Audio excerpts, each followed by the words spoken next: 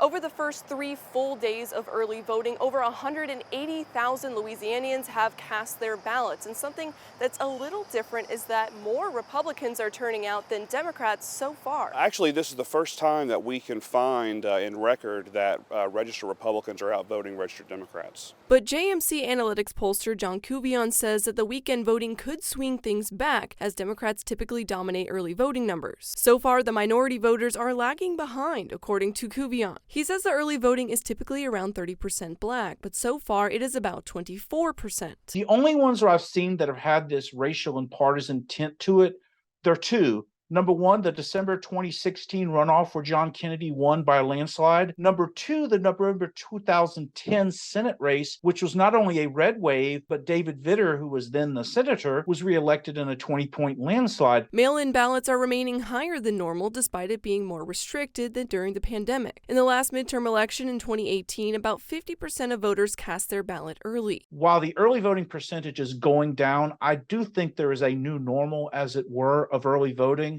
My gut feel right now is 30% of the electorate. It's the halfway point of early voting, so Cuvion says there could be a shift in the trends, but things seem to be following previous years. Early voting continues until November 1st on Tuesday, except for Sunday. But if you can't make it out just then, you can wait until November 8th on Election Day and vote at your precinct. For your local election headquarters, I'm Shannon Hecht.